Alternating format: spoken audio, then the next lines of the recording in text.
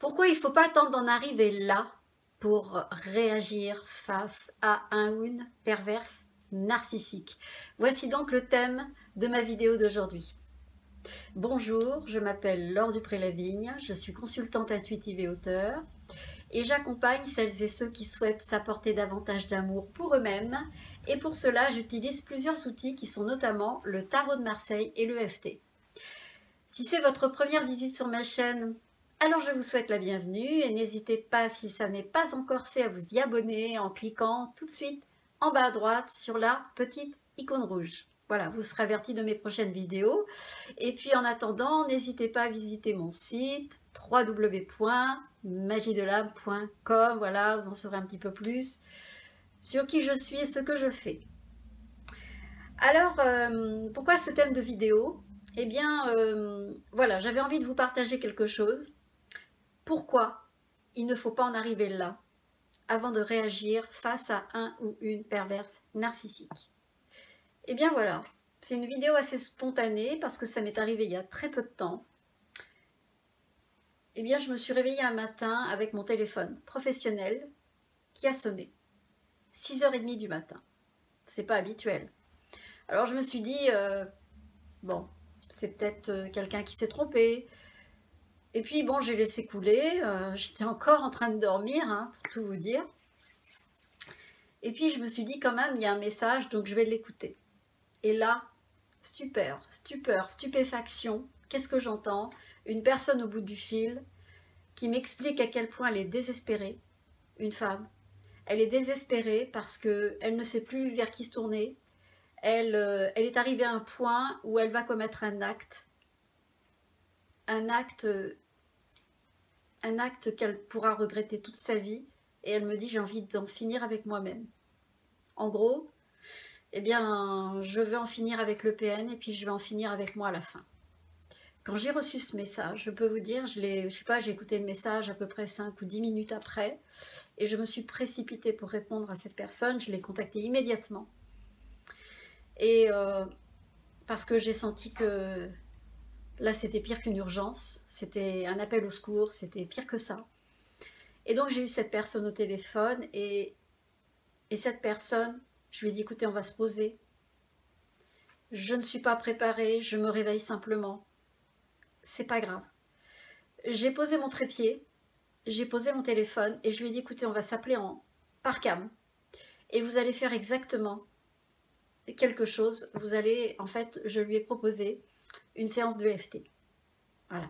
Alors pour ceux et celles qui ne connaissent pas ce que c'est que l'EFT, c'est une ronde de tapping qui commence par le point karaté. Donc on passe toute une série de points comme ça, tac, tac. Donc en prononçant des phrases qui sont extrêmement précises, là, et puis en dessous les seins, et ainsi de suite. Voilà. Donc ça, je vous la fais en cours. Et cette dame était dans un état, elle était dans un état de choc post-traumatique. Elle était dans un état de stress. Elle m'a hurlé sa colère. Elle m'a expliqué à quel point elle était harcelée par une personne depuis des années, que cette personne lui faisait toutes les crasses possibles, et elle avait l'impression d'être fermée dans un système où elle n'avait aucune possibilité de pouvoir sortir. Comme si elle était piégée de tous les côtés. Elle m'a dit: cette personne, c'est une femme, c'est une perverse narcissique. Elle me poursuit, elle me piège, elle m'empêche d'avoir un travail qui dure, elle m'empêche d'avoir des relations, elle a le bras long, elle connaît un tas de personnes, elle se sentait piégée de tous les côtés.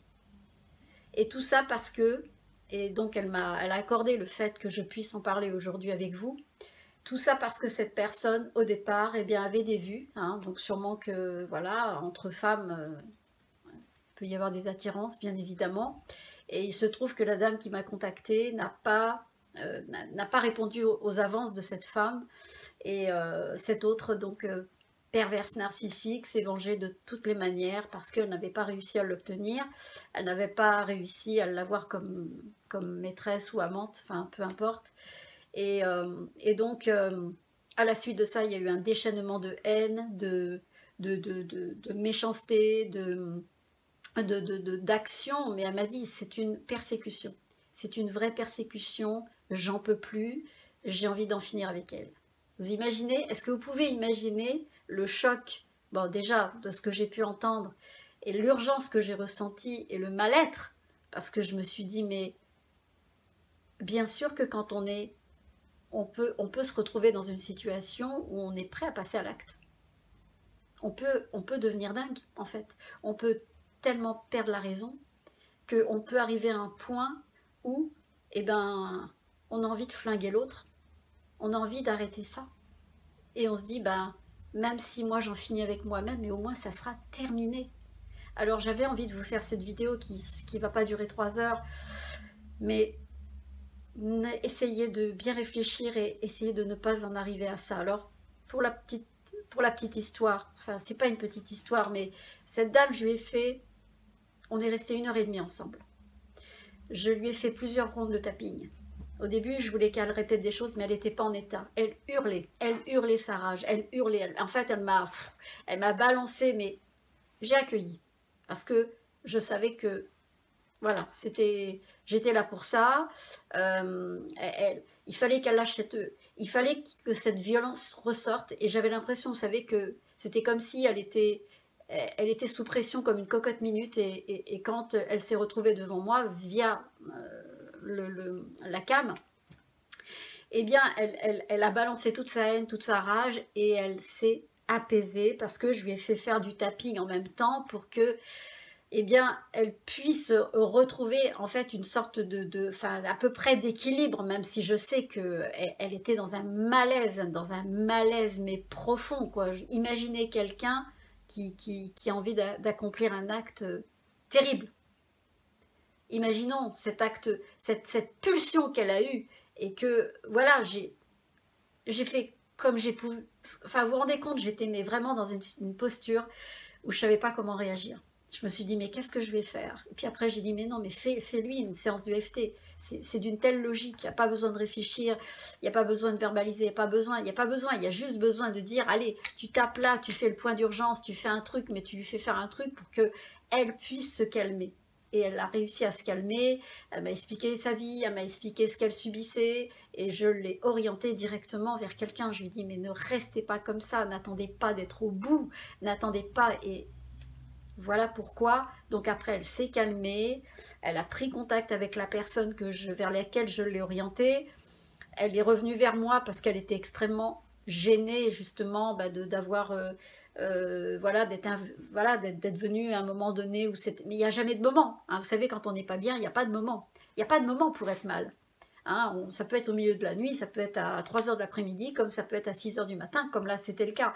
Mais n'attendez pas cette extrémité, n'attendez pas d'être au bout, n'attendez pas d'être prêt à faire un acte que vous allez regretter toute votre vie pour dire je veux en finir avec ça. Vous voyez, c'est terrible, hein, parce que quand vous êtes arrivé au bout et que là vous commencez à lâcher toutes les...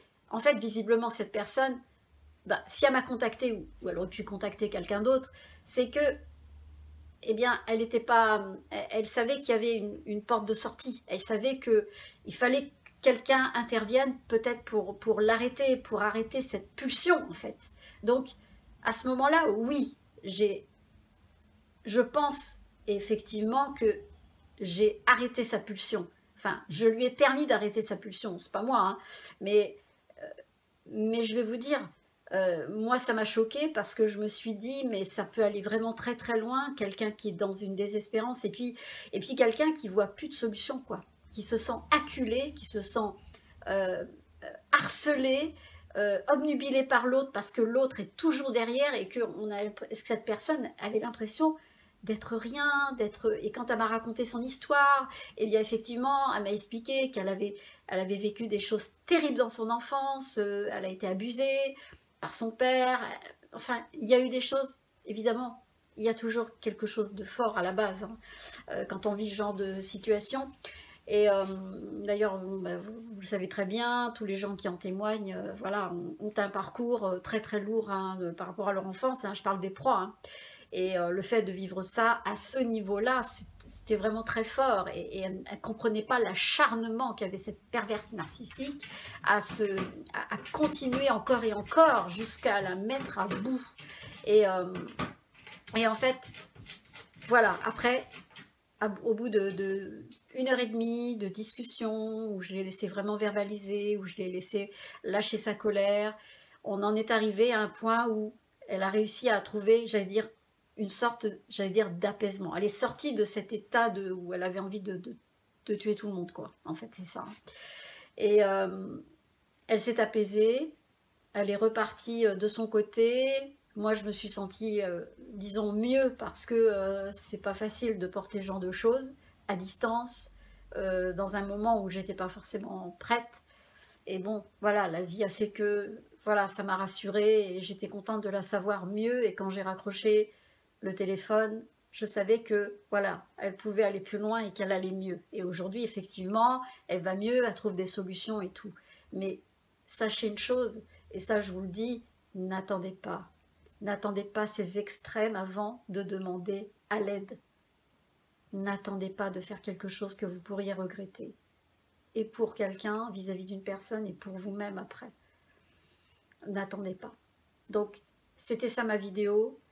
Voilà pourquoi j'avais envie, voilà, de vous avertir, parce qu'on est dans des périodes où, j'allais dire, il y a le confinement, il y a des phases où les gens sont beaucoup plus dans la promiscuité chez eux, où ils sont encore plus confrontés à la violence quand c'est le cas, encore plus confrontés à cet inconfort qui peut être vraiment vécu comme une, voilà, comme une violence, hein, une violence au quotidien, et donc ça fait monter des tensions qui ne peuvent pas à un moment donné être canalisées. Donc n'attendez pas ces extrémités avant de réagir, d'aller voir quelqu'un, et avant de tirer, de sonner, hein, de tirer la sonnette d'alarme, et puis je ne sais pas, de vous tourner vers quelqu'un, mais de grâce, n'attendez pas le dernier moment.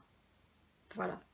Donc voilà voilà, c'est ce que j'avais envie de vous partager, parce que ça, c'est encore une fois, comme je vous ai dit, moi, c'est du vécu, c'est tout ce que j'ai à vous partager m'est inspiré par voilà, des situations qui viennent à moi et qui certainement vont faire écho. Donc, prenez en compte, et puis ne restez pas dans un inconfort, parce que ça peut être vraiment très répréhensible pour vous-même, pour vos proches, et n'hésitez pas à vous tourner vers quelqu'un, ne restez pas seul et n'attendez pas l'extrême pour pouvoir réagir. Donc voilà ce que je voulais vous dire. Donc si cette vidéo vous a plu, si vous connaissez quelqu'un qui vit ce genre de situation, il y a une accumulation, la personne est enfermée dans son système et que vous sentez que cette personne commence à péter un câble, mais qu'elle ne le montre pas d'une façon ouverte, mais partagez cette vidéo, et puis voilà, laissez-moi des commentaires, et puis réagissez, ne vous laissez pas faire. Voilà. Bon écoutez, voilà, cette vidéo, eh bien, je la termine comme ça. Je vous envoie plein d'amour comme d'habitude. Voilà, je vous transmets plein de belles choses, et puis surtout, pensez à vous, prenez soin de vous, et puis allez, trouvez des gens, trouvez, sonnez aux portes, frappez aux portes, et comme on dit, frappe et on t'ouvra. Voilà. Donc, si on ne demande pas, on ne peut pas recevoir. Demandez et vous recevrez. Voilà, c'est tout. Si vous êtes dans une situation inextricable, il y aura tout le temps une porte qui s'ouvrira pour vous. C'est ce que j'ai envie de vous dire. Ne perdez pas cette confiance, ne perdez pas cette foi. Il y aura toujours quelqu'un pour vous. Voilà. Je vous aime très fort, et puis là-dessus, je vous embrasse et je vous dis à bientôt. Je vous aime. Au revoir.